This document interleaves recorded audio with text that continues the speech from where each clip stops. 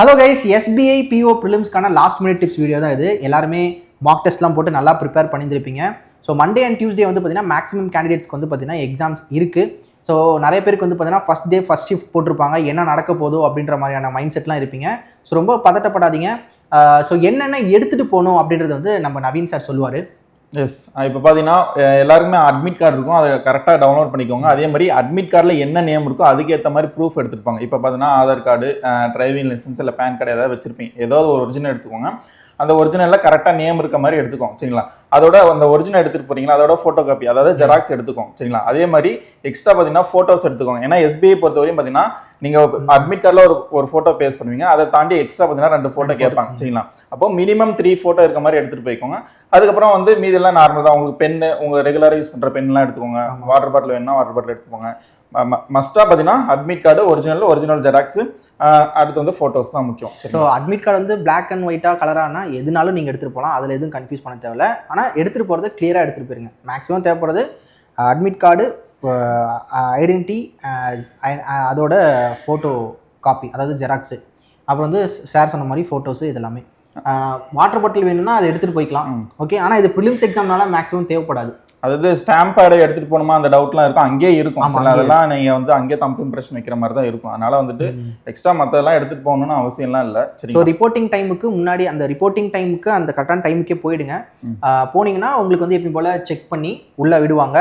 So உள்ளே விட்டதுக்கப்புறம் நீங்கள் போய் எக்ஸாம் ஹாலில் உட்காரும் போது ஒரு 1 மணி நேரம் இருக்கும். ரிப்போர்ட்டிங் டைம்லேருந்து ஒரு மணி நேரம் இருக்கும். அதுக்கப்புறமேட்டு தான் உங்களுக்கு எக்ஸாம் ஸ்டார்ட் ஆகும். ஸோ எக்ஸாம் ஸ்டார்ட் பண்ணும்போது அந்த பாஸ்வேர்ட்லாம் போட சொல்லுவாங்க. உங்களுக்கு ஹால் டிக்கெட்லேயே பாருங்கள் பாஸ்வேர்டுன்னு இருக்கும், அதை போட்டு நீங்கள் வந்து லாகின் பண்ணிக்கலாம்.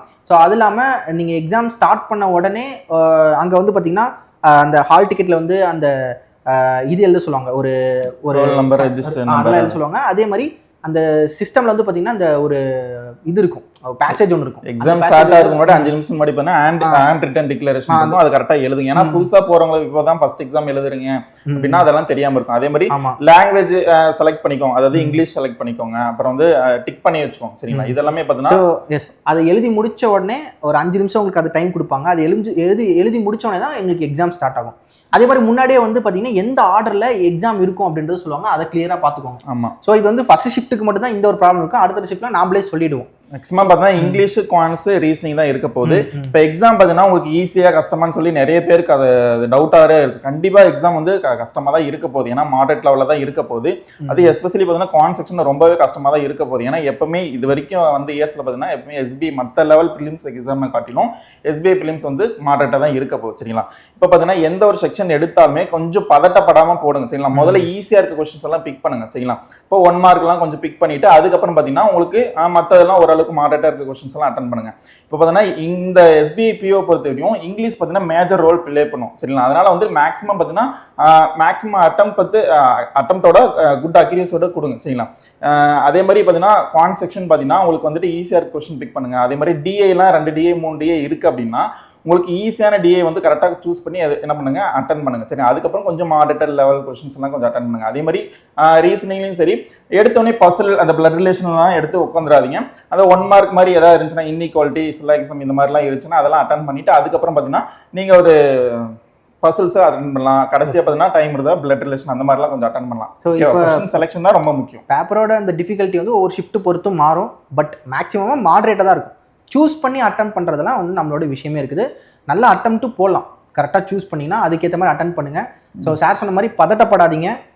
இது வந்து பார்த்தீங்கன்னா வேகன்சி கம்மியாக இருக்குது. சேம் போன வருஷம் எப்படி இருந்தது அதே மாதிரி தான் இருக்க போகுது. ஏன்னா போன வருஷமும் இதே தான் ஃபீல் பண்ணாங்க, ரொம்ப டஃப்பாக இருந்தது தான் ஃபீல் பண்ணாங்க. But still we can make it. உங்களோட பெஸ்ட்டை கொடுத்துட்டு வாங்க. எல்லாரும் ஷிஃப்ட்ல நீங்க வந்து கரெக்டா அட்டம் கொடுத்துட்டு வாங்க, சரிங்களா? மற்ற ஷிஃப்ட் கஷ்டமா இருக்கு, என் ஷிஃப்ட் ஈஸியா இருந்துச்சு அதெல்லாம் பார்க்காதீங்க. என்ன ஷிஃப்ட் ஈஸியா இருந்தாலும் சரி, மாடரேட்டா இருந்தாலும் சரி, உங்க ஷிஃப்ட்ல உங்களோட பெஸ்ட்டை கொடுத்துட்டு வாங்க, அதான் முக்கியம். எஸ், ஓகே கைஸ், எல்லாருக்குமே ஒரு பெரிய ஆல் தி பெஸ்ட். நல்லா பண்ணிட்டு வாங்க. நம்மளோட சேனல்ல அனாலிசிஸ் வீடியோ போடுவோம், எக்ஸ்பெக்டட் கட் ஆஃப் எல்லாமே போடுவோம். ஸோ உங்கள் ஷிஃப்ட் முடிச்ச உடனே நம்மளோட சேனலில் உங்களோட ஷிஃப்ட்டு அப்புறம் வந்து பார்த்தீங்கன்னா உங்களோட அட்டம்ப்ட் என்ன அப்படின்றது எல்லாமே கரெக்டாக எங்களுக்கு சொல்லுங்கள். எல்லாரும் எக்ஸாமே நல்லா பண்ணுவீங்க. ஏன்னா பார்த்தீங்கன்னா அதுக்கேற்ற மாதிரி நீங்கள் ஹார்ட் ஒர்க் பண்ணியிருப்பீங்க. கண்டிப்பாக உங்களால் நல்லா பண்ண முடியும். பதட்டம் மட்டும் பண்ணாதீங்க. எல்லாருக்கும் மிகப்பெரிய ஆல் தி பெஸ்ட். எழுதுகிற எல்லாருக்குமே மிகப்பெரிய ஆல் தி பெஸ்ட். கலக்கிட்டு வாங்க, சரிங்களா? ஓகே கைஸ், தேங்க்யூ, பாய். தேங்க்யூ கைஸ், பாய்.